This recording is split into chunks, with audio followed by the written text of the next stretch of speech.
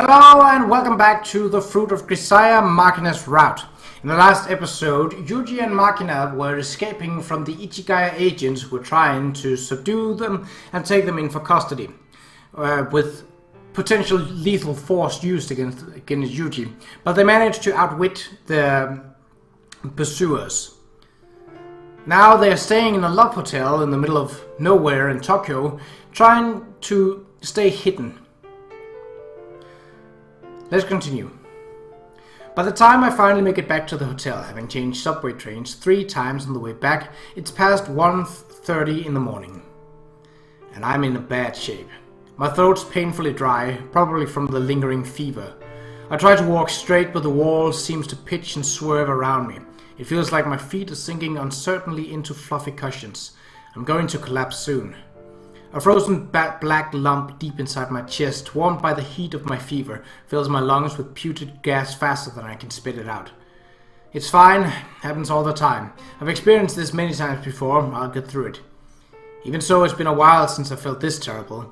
I've been stable lately, more stable than I thought possible. Probably thanks to Mihama, the accumulation of the small blessings I found there, the days that flowed by naturally.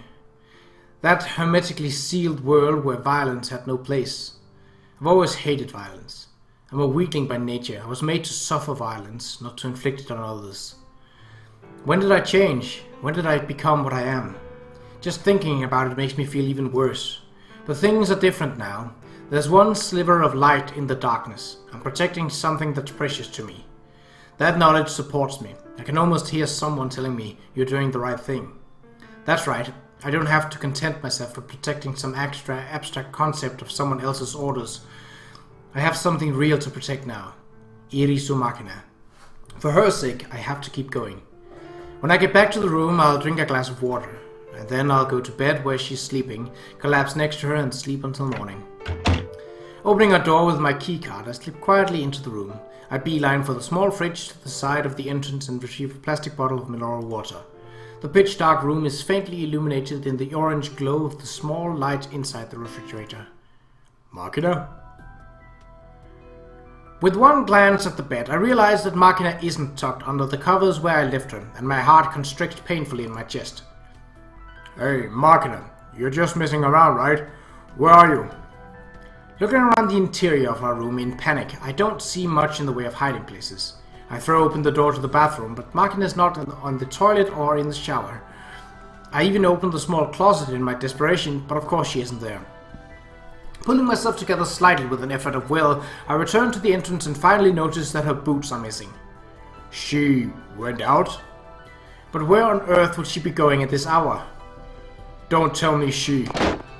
The conjecture pops into my mind abruptly, quickly solidifying into a powerful premonition. In the next moment, I'm on my feet, bursting through the door and sprinting down the hallway.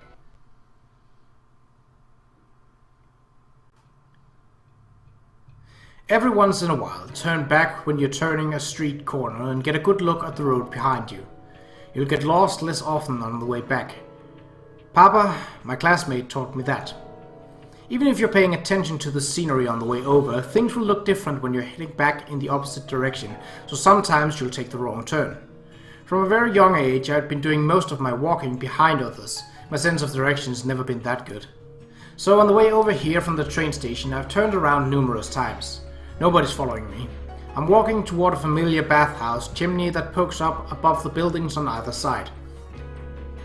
Heading for that chimney as a landmark, I'll eventually arrive at the inn where I forgot the apple seedling yesterday.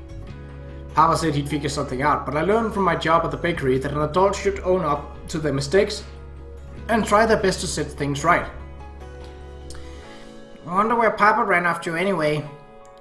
Lately I noticed Papa slipping out of the room in the middle of the night and going off somewhere. He staggers out of the room like he's carrying a heavy weight on his back, then returns with his eyes dark and clouded. I know he must be keeping some big secret from me, and I kinda understand that it's related to sensitive, painful stuff he doesn't want to talk about. It's a little hard to put in words, maybe like original sin. I get the feeling it's a taboo topic, something he wants to keep hidden away forever, and I can't get myself to try and force it out of him either. I mean, I understand where he's coming from. It's just like how I didn't want to drag other people into the thing with my family. Papa must have some old wounds of his own, and I think they're still pretty raw, still bleeding. Someday I want Papa to trust me enough to tell me the whole story. I want to accept everything about him, even his past, just like he did for me. But no matter how much I want to help him, I don't really have any specific plans. Right now, comforting him with my body is the best I can do. It's frustrating.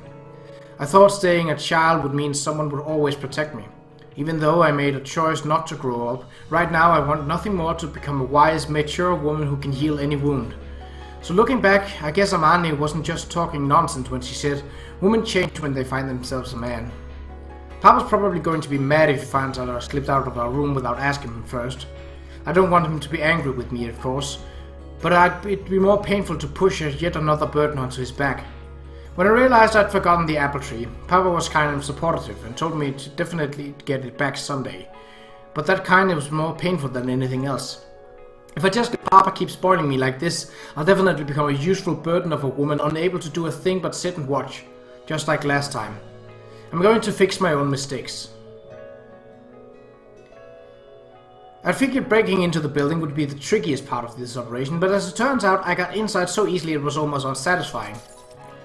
They just stuck some thick yellow tape over the gaping holes where the front windows used to be, and the old lady and her customers obviously aren't around anymore. There weren't any lookouts watching the entrance either. I head straight to the kitchen with my LED pen light in hand, but the potted airplane seed isn't on the counter where I left it. Ugh, I wonder if those Ichigaya people took it like Papa said. But if it's not here, then at least I know it has to be somewhere else, so it's not a wasted trip, right? Now I got a bunch of new questions to worry about, like who took it and where, but at least I've confirmed there's nothing I can do right now. Guess I'm just putting off the issue, but at least that powerless feeling of watching TV without a remote control is gone. Nothing else I can do. Better hurry back to the hotel before Papa comes home. Hey, what are you doing here? Crap, they found me. Estimated age, late 30s, height about 170 centimeters. His hair is smoothed down to the back, dark sunglasses, a pedo mustache.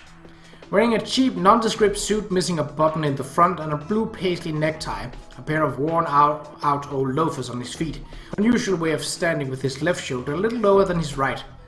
If what Papa told me was on the level, then this guy must be CIA? Hey, what's going on? It looks like a little girl just wandered in here.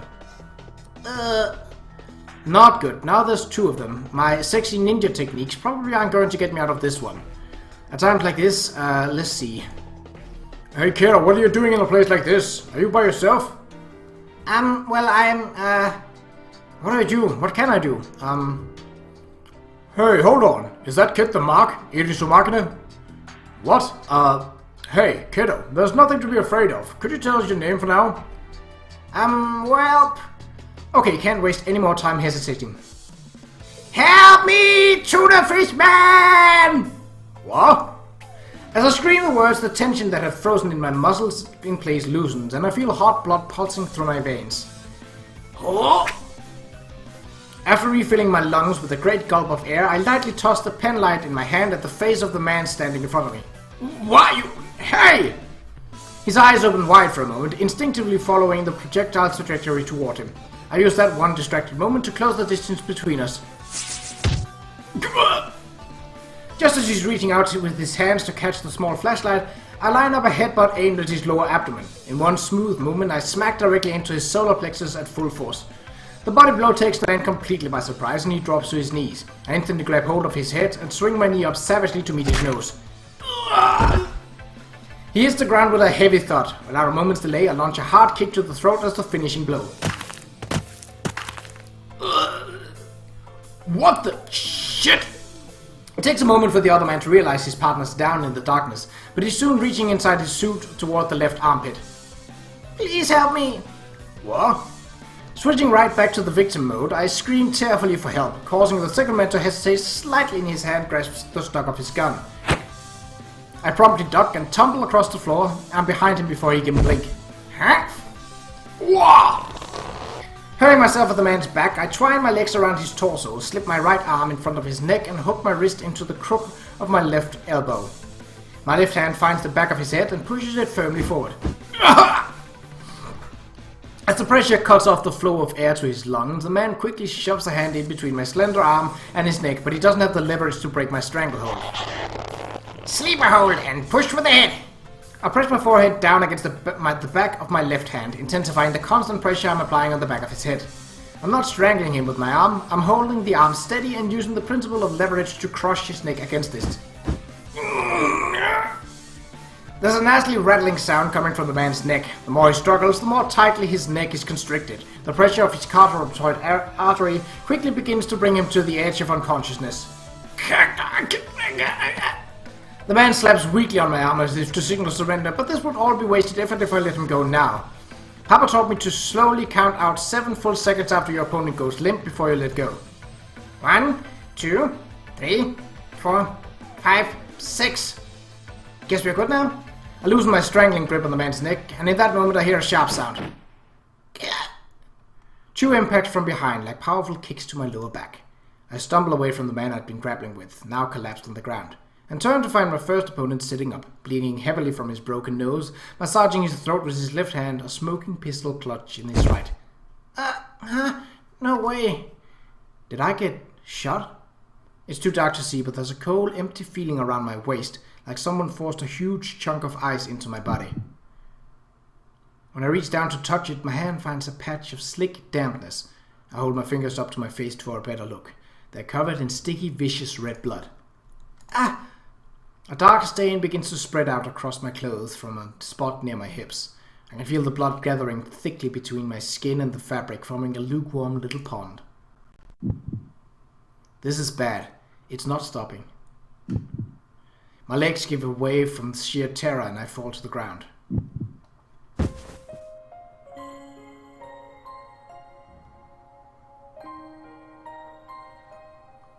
No way. This can't be happening. Ah, crap. I screwed up big time. Never thought I'd get shot this easily. Papa's gonna be so mad at me. Don't push your luck, kid. I get it. I didn't finish him off properly. That's why it turned out like this. Guess you tend to be a little soft about that sort of thing until you get real experience under your belt, huh? Good to know. Goddamn brat, someone needs to teach you a lesson. It really hurts. This sucks. Am I gonna die like this? In the end, I couldn't do a thing. Couldn't solve any of my problems. Just ran around in circles for a while and got killed like an idiot. Why was I even born in the first place? What a downer. No, I don't want to die. Papa, help me. Papa. It's alright. Human beings are made of sturdy stuff. You won't die that easily. 1929?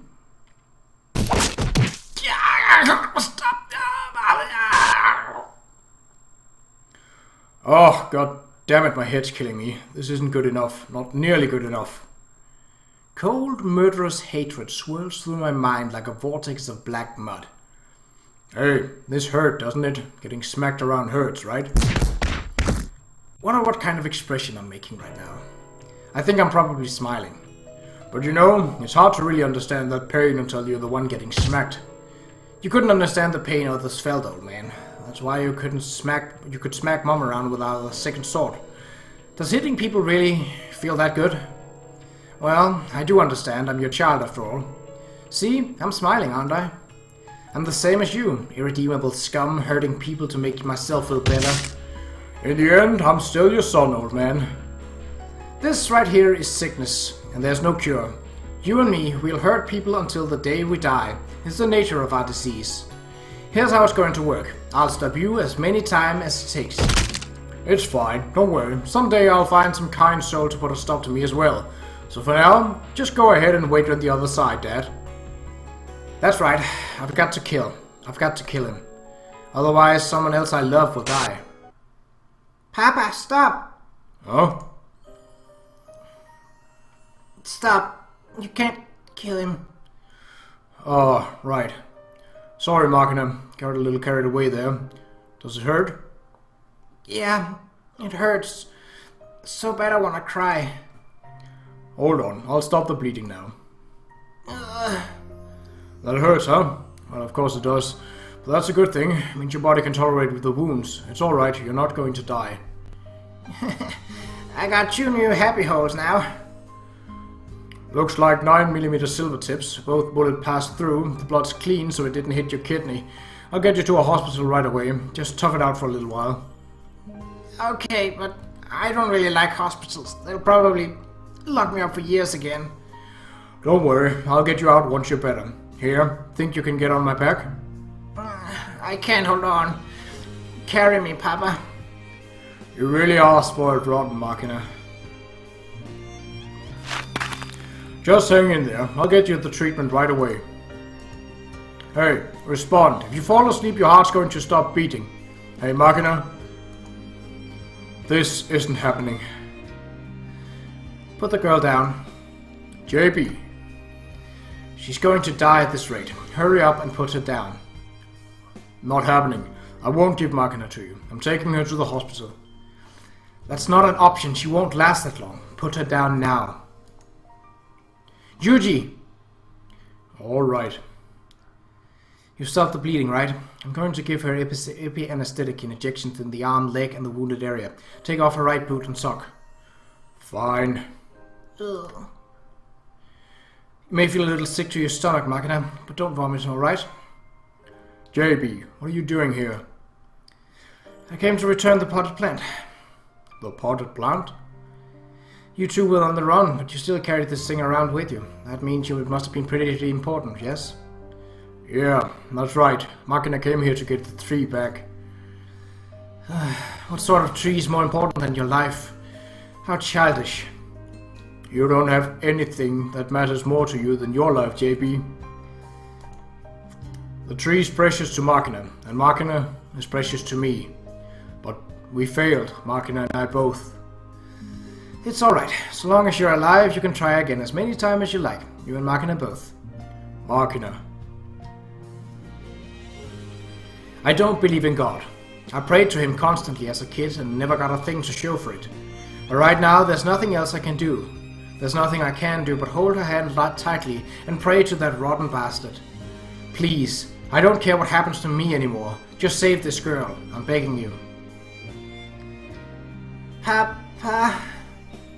I watched the tears stream down Papa's face. I watched him squeeze my hand between his, as if to pray, and I felt my chest grow warm. So this is family. With that thought, something like contentment filled my heart. Years ago, I was kidnapped, my father murdered before my eyes, and I spent days locked up with his corpse. After my rescue, I awoke in a hospital bed. My mother and grandmother were in the room with me. I'd come back alive against all odds, and when they looked at me, they couldn't hide the disgust in their eyes. Why are you still breathing? Neither of them spoke, but the words were written on their faces. Should my kidnapping and safe return become public knowledge, the world would learn that they had abandoned me and used my sister as a body double. Grandpa had slowly built up our political influence. Grandmother had fought tooth and nail to protect our silent dominance of the financial world. Both would crumble in an instant under the weight of such a scandal. To the Qa'Rajh clan, I was an ugly piece of dirt that had to be swept under the rug. Even a child could see those grown-up circumstances reflecting in their warped expressions. But even so, no matter what, the woman in front of me was still my mother. I had to tell her that Papa died protecting me. My arm felt as heavy as lead, but I reached out to her. My throat was as dry as sandpaper, but I spoke to her.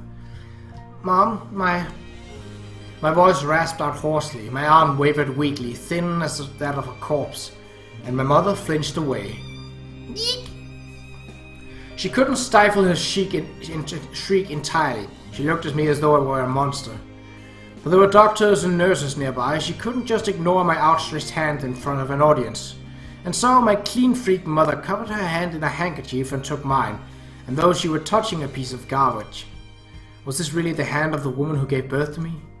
It was so cold to the touch. In comparison to that, Papa's hand feels so very, very warm. I can't manage much of a grip right now, but I squeeze back as best as I can. Papa. Yep, I'm right here, Makina. She still seems a little out of it, but we can safely move her now. The road should be empty at this hour. My car will be faster than an ambulance. Get the girl inside. I'll call and have them find us an ER who can take her. Thanks. I'll leave the rest to you, JB. You're coming too. You can't mean to abandon her and run off by yourself. Once she's in the doctor's hands, there's nothing more I can do. And your car's only a two-seater anyway, JB. What? Hold on, Yuuji? Yuuji? That's right. Even if I were to follow, there's no longer anything I can do for her. In that case, guess I'll just have to focus on the things only I can do, JB.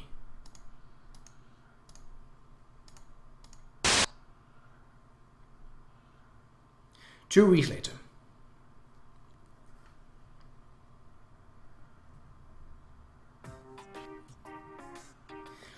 Here's your coffee, Chief. Thank you, Qa'Rajh. Is it just me, or is your skin getting awfully rough lately? That has to be the stress, you know. Yes, I'm aware, but there's not much I can do about it at the moment now, is there? The last 2 weeks have been pretty hectic, after all. Any new information concerning the whereabouts of Kasami Yuuji? No, nothing you haven't heard already. As always, he seems to be lying low in the city, moving from place to place. The last conclusive sighting was around 4 in the afternoon 4 days ago, in the underground shopping center in Shinjuku Station. We managed to keep a tail on him for 20 minutes before he disappeared into thin air. When the man's alone, it's really like chasing a ghost. That's how he was trained, after all. But even if it's partial, we have Sakura Damon's cooperation now. There are, what, 600 investigators throughout Tokyo keeping an eye out for him? Why can't we catch him? Because we're taking things very cautiously. So long as we don't pick a fight with him, he won't be retaliating against us.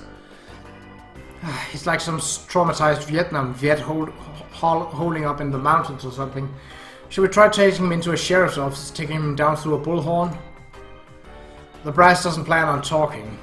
In the end, he's just a high-priced piece of disposable goods. Even if he isn't obsolete yet, broken equipment gets dismantled and tossed in the garbage. Number 29's initial 2-year field term expired, but he enlisted for a 4-year term as a non-commissioned acting officer after the dissolution of his unit. So, he still owed us another 1.5 years, yes? There are who knows how many thousand agent candidates in our files. Our executive view anyone as replaceable, so as long as they have another piece of paper to shuffle into the vacancy, they are quite convinced that agents have no more value than a single sheet of paper. They don't think twice about crumbling one up and throwing him away. What a waste, after all that effort we invested in raising him. And don't they say a true veteran is worth a dozen fresh faces? Even the best trained war dog either dies or goes mad in the end, and if we hadn't taken this one in, he probably would have gone mad years ago. Easy to resign yourself if you look at it that way, yeah? Are you really alright with this, Chief? Is that logic really good enough for you? Of course not, but the fact of the matter is, I can't do a thing. No matter how much love a soldier offers the country never loves its soldiers. That's a sad way of looking at it. Come to think of it, what's going on with the Makina situation? For the moment, she's officially still in our custody. The assassination order remains indefinitely suspended. You are aware that she was transferred by ambulance 2 days ago from the hospital in Taito Ward to Matsusawa Psychiatric in the Ichigaya, yes? Once you go to that place, rumor has it you never come out again. That hasn't been true since before the war. Okay, so we moved her to a different hospital, but is she still sleeping constantly? Yes, more or less. It seems she's been waking up every once in a while, but the girl spends the vast majority of every day asleep or semi-conscious. It seems that her mother's paying her first visit today, so I suppose I'll be heading over there as our representative. I'm curious how they intend to deal with her as well. It's been 2 weeks since the girl was hospitalized, right? Her mother sure took her time. Well, that's how little Makina means to the Edison now. I suppose it's certainly far from a pleasant story any way you look at it. Yes, far, far from a pleasant story. Makina, wake up. It's your mother, Makina. Harudira-san, is the girl really alive? Yes, she received appropriate first aid treatment at the scene, and surgery afterward was a success as well. But she was shot with a pistol, yes? 2 bullets struck her lower flank, but fortunately there was no damage to her internal organs. In that case, why isn't she waking up? According to the doctor's diagnosis, there's likely a psychosomatic element to her condition. Accordingly, we've had her transferred to this hospital. I suppose that means she will open her eyes eventually, yes? That's correct. Although it's irregular, the monitors have apparently recorded several occasions on which she woke up in the middle of the night. Long-term treatment will likely be necessary, but they believe she will recover. Good lord, again? It's the same one as when her father dies. How many years will she be spent lying around in a hospital bed this time? Well, not that I'm particularly complaining. I suppose it saves us some hassle. There's no need to be concerned. We'll be covering the hospital fees and any other relevant expenses. No, that's not what I'm... Should Makina stay asleep like this for another 3 years, she will be completely divested of her rights of inheritance. It might be the best thing for her, really. But come to think of it, I suppose that scenario poses a bit of a problem in its own right. A problem? At present, Makina's sister Serena is serving as the head of the Irisu as proxy for the legal heir. But as I'm sure you're aware, Serena was gravely wounded in a brutal attack orchestrated by a malicious faction within the main family. It was quite a shock to us all, I assure you, particularly my own mother. I have to admit I found it satisfying to see that tediously hardy old woman finally wither before my eyes, but as a mother myself, it's somewhat troublesome to have both of my daughters out of order. I'd imagine. I suppose either of the two recovering would be adequate, but to be honest I don't have a particularly high hopes for Makina at this point. Makina's body wasn't... You did say her internal organs were undamaged, didn't you? You can't be suggesting. As I said, Serena is gravely injured and her condition has deteriorated. She's in urgent need of an organ donor. Given the circumstances, perhaps we could have Makina lend her a few. Please stop. Makina-san is in stupor, but her ears are perfectly functional. Speaking carelessly, we could have serious... Oh, is that so? Makina, can you hear me? That would make this easier. Tell me, Makina, would you be willing to donate your organs to save Serena's life? You can hear me, can't you, Makina? No response. It's like talking to a corpse. When both of your daughters are all but dead, I think it's only logical to sacrifice one to save the other where possible. But tell me, Haruhira-san, do you have any thoughts on the matter? I'm not qualified to make such a judgment. I must decline to answer. Oh, I get it. So that's why they kept me alive, huh? But it sounds like I'm just gonna end up killed anyway. After my death, they'll take the organs out of my body, transfer them into Serena, and help her get better. Maybe this is how it should be. Instead of just dying to protect a bunch of selfish grown-ups, if I die saving someone else's life, I bet I'll be able to go up to heaven, where Papa's waiting. That way I can see him again, and apologize. I'll tell him, I'm sorry I couldn't do anything but watch. And I'll tell him, thank you. I'll tell him that because he sacrificed himself to save me, I was able to meet my current Papa, Kazumi Yuuji. It was really fun. I'll tell him all about how fun it was. So what if I were to stop this machine right now? Will the girl die, perhaps? Please stop. Even if you are her mother, that's a crime. Hey, Mom. Tell me something. Do you have any friends? Real friends. The kind who can't be bought with money. How many friends worth bragging about do you have in your life? You know what? I made lots of friends at Mihama Academy. Friends who made every day fun. I'll have to tell Papa about that too. Incidentally, about that boy who was running around with her. What was his name again? You mean Kazumi Yuuji? Yes, that is. Kazumi Yuuji-kun. Have you captured him yet? No, but we're making every effort to find him. What a troublesome boy. He was your pet dog, wasn't he? Yes. He has a fairly attractive face and he certainly knows how to introduce himself, so I didn't particularly dislike him on a personal level, but I'm afraid those eyes are another matter entirely. The eyes of a murderer. He's clearly quite the rebellious sort, despite his utter powerlessness. Well, such is the nature of youth, I suppose, but nonetheless, I'm afraid that reckless youth may mean the boy is capable of anything. It's somewhat unsettling to have him scurrying around. Yes. Catch your dog, then have him put down, or thrown into a fish factory on some isolated island, whatever it is you people do. We'll bring all of our resources to bear. I would appreciate that. Of course. Yuuji, where are you, and what are you doing?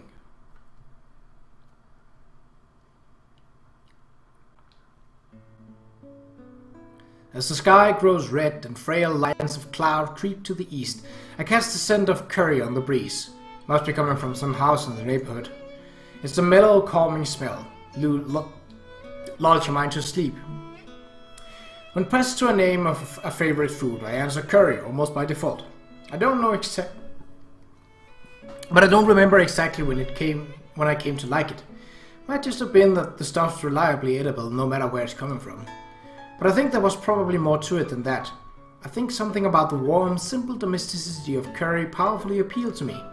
I walked quickly away, escaping the peaceful scent leaking out of some family's kitchen. By the time it's faded completely, I found a small park suitable for a brief rest. There's a single light van parked on the road just outside the park. Looks like a commercial vehicle. As I enter the park, I casually glance at the logo on the door and the license plate on the back, but it doesn't seem to be one of our unmarked vehicles. Peeking briefly in the side window, I find the driver lying on his back with his seat down, a popular weekly magazine folded over his face. There are a number of large cardboard boxes in the luggage space behind the van. Inside one, with an open lid, I can make out a number of new-looking deep blue work uniforms. Probably just a slightly sleep-deprived employee of a normal company. Must have stopped to take a quick nap and ended up sleeping right through the evening. Nothing to worry about, I guess. My hand, still clenched in my pocket, isn't oozing cold sweat, and I've got a pretty sensitive nose for danger. Back when I was a rookie, it was so pronounced that I'd flinch in the fear at shaking of the tree branches in the wind. My pulse raced every time someone walked toward me. I was half convinced they'd shoot me dead as we passed each other. But in time, my nose adjusted to the field, to that ever-present prickling tension in the air, and my sense of smell grew more precise. I strolled into the park, taking my surroundings by pretending to look for someone, then dropped myself heavily down onto a wooden bench. It's already 6:45 by the watch on my left wrist. This would be the first time I've gotten off my feet in around 9 hours. As you might expect, I'm slightly fatigued. It's not going to be long before it gets dark out, and my head starts throbbing again. I have to find myself some place to lay low before night falls. These last few days, I've just been catnapping in late-night movie theaters and soaking in saunas for a few hours. Can't say I remember eating any solid meals either. Come to think of it, the last time I ate was probably at that beef bowl place yesterday, a full 24 hours ago by now. I'm still managing to change my underwear every once in a while, but the suit I bought soon after we hit the road is getting pretty shabby looking by now. Not that I have enough money to buy a new outfit at this point. I did consider leaving Tokyo and slipping myself into some group of foreign laborers to earn a little pocket money, but I can't leave Makina. I'm aware the girl was carried by ambulance to a different hospital recently. The security's there proven just as sloppy, fortunately. I've snuck into Makina's room numerous times at night, spoken to her as she lies sleeping in her bed. I was worried about her condition, of course, but the real reason I keep risking capture to see Makina is much more selfish one. I just missed her so badly that I can't stay away. When the girl was taken from me and I found myself alone, I did calm down a little. I looked back and realized I'd let momentum carry me into a pretty stupid stunt. But the overwhelming absence at my side where Makina used to be only gets more unbearable by the hour. One by one, the dormant scars on my heart are opening with the groan of tearing flesh. From any jagged mouth, my vicious, cowardly, warped, spiteful other self begins to speak. You've gone mad, Kasami Yuuji. For a woman you've known only for a few months, you abandoned the organization that took you in, the commander who treated you like family. Rank ingratitude. Tell me, who exactly do you expect to look after you now that you've proven yourself lower than trash? Nobody's going to protect you anymore. Why would they even bother? You're a piece of equipment. You break things, you inflict pain, you kill people. That's all there is to you. Don't delude yourself otherwise. You're a weakling. Think about it. You've always been hiding behind the protection of others, haven't you? Running from one protector to the next, watching them die. How many have you gone through by now? Shut up. Someone has to be sacrificed to keep a weakling like you alive. Someone has to be killed. Someone has to die in your place. That's not true. I struggle forward. I'm not like I used to be. I've grown. That's a delusion. Act out the person you want to become. Someday what you are inside will catch up what you pretend to be. Asaku's words, but surely you don't still believe them. That was the white lie of a kind adult designed to manipulate you out of your shell. Shut up. The hell does it matter? Even lies become real if you believe them long enough. If you act strong, someday you will become strong. This is exactly why you're still a child. And because you're a child, you act without considering the consequences. So here we are. You puffed out your chest and declared you'd protect Makina. You betrayed the company that's been looking after you for many years. You pushed your luck and now everything's gone to hell. What happens next? I'll do whatever I have to. Whatever will be, will be. There's no way to know how this will end. Irresponsible as always. You're really content to resign yourself to fate? Well, what do you want me to do? Kill. Just kill every last person who gets in your way. Tell me, what's your top priority? To protect Makina. To keep the woman I love safe. And what's getting in the way? You already have the answer, don't you? There's no reason to sit around thinking. Act. I don't have the means. A flimsy excuse. Means aren't relevant to murder. Princes die the same as peasants. And a man who isn't planning on coming back alive can kill just about anyone. As long as he doesn't plan to keep coming back alive. But Didn't you say it yourself? If you're coming to take someone's life, go in prepared to lose your own instead. If you want someone dead, don't start thinking about saving your own skin. When you need to kill, be ready to die. Exactly right. What's your life worth to you anyway? Pointless, ugly little thing they've handed to you on a scrap of paper. Surely you're not that attached to it. Yeah, guess that works. I can hear the cracks in my heart widening into fissures, and the creaking of a door opening in darkness. Hello? Are you alright? Sorry, what? What's the matter, sir? What do you mean? Well, it's a little late to be spacing out in a park like this, you know. I thought you might be feeling under the weather. Ah. Must have been more than a little out of it. For a moment I can't even process the person standing in front of me. I hurriedly snapped myself awake and focused. The man's a uniformed cop, probably in his 40s. Silver badge, 2 stripes. Probably the local head patrol officer. Warning bells ringing in my head, I instantly plaster a smile onto my face. Conditioned reflex I've been working on for many years now. Sorry, looks like I nodded off. Okay, see that over there? I pointed out the van sitting silently by the entrance to the park. I was taking a business trip to Nagano with a co-worker from my company, but the old man said he was tired from all the driving, so we took a little break. You wouldn't believe the way he snores. Just slipped out to take a rest here, that's all. Ah, I see. Although he gives every sign of being convinced by my explanation, the man's a veteran who spent many years on the neighborhood beat. Probably had a reason for striking up this friendly little chat. I'm willing to bet he sensed something a little off about me. Caught a whiff of bloodlust in the air. His occupation is pretty different from mine, but like I said, a sense of smell honed in the field isn't to be underestimated. So, what's your line of work? We manufacture work clothes and uniforms. Lately there's been a real flood of cheap crap from overseas, so a little company like us has to run constantly just to keep our heads above water. Sounds pretty rough. Even as he's offering me a convincingly friendly smile, the patrol officer takes out his POT, a modified PDA for looking up vehicles and criminal records, and keys in the license plate number. After looking at the screen for a few moments, he nods at the non-committal rubs his chin thoughtfully and stows the little terminal back in his leather case. Sorry to interrupt your nap, but the road in front of the park is actually a no-stopping, no-standing area. Would you mind moving?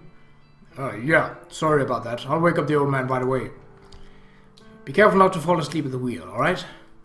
Yeah, sorry for the bother. Okay then, good luck with your job. Yeah, I'll do my best. No matter how hard I try, this is the only way I can get anything done. But I'll do my best. Thinking isn't going to fix my problems. Standing still isn't going to set the wheels in motion. Even now, precious seconds are flowing uselessly down the drain. I pushed myself off the bench and walked toward the small van just outside the park. The patrol officer is watching me from behind. Seems he's intent to wait until I get into the vehicle and leave.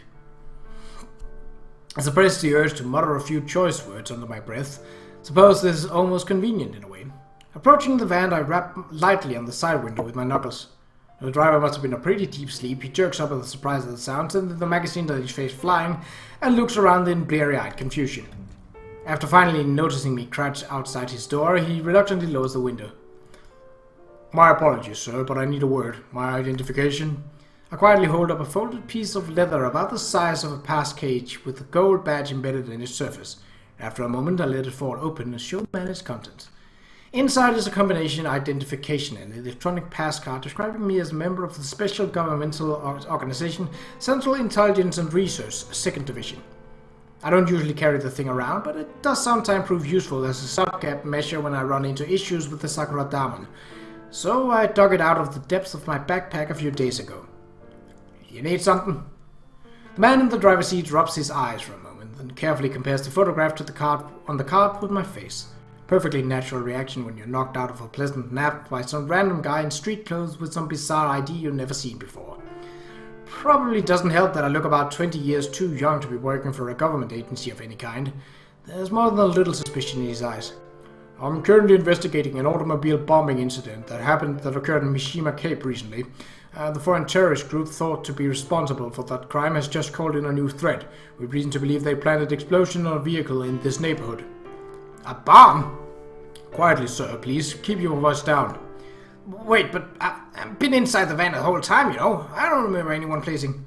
Modern bombs are extremely efficient and often quite small. Many can be installed in less than 10 minutes. In any case, we need to move this van. Could you please open the passenger side door? What? Move it? You want me to drive? You can't get out here. The explosives could be set to go off when the suspension extends. For now, we need to get away from this area. With those words, I turn and wave a hand at the patrol officer watching us from the park, who responds with an earnest salute. As the driver starts in surprise at the presence of the uniformed policeman, I glance down at my watch and whisper, "Hurry," in controlled but urgent tone of voice. Off balance and alarmed, the man hurriedly unlocks the passenger door. I slide into the seat and snap on my belt, then glare fiercely out the front window at nothing in particular. Please take it nice and slow. I'll take over in the driver's seat after we gained a little distance. Okay. Thank you for your cooperation. With quavering hands, the driver turns his key and starts the engine. The light van glides gingerly down the road like a child walking on thin ice, makes its way toward the highway where the streetlights are beginning to snap awake and disappears into the hustle and bustle of the city. And we shall see what happens at Ichigaya next time. So, until then, take care.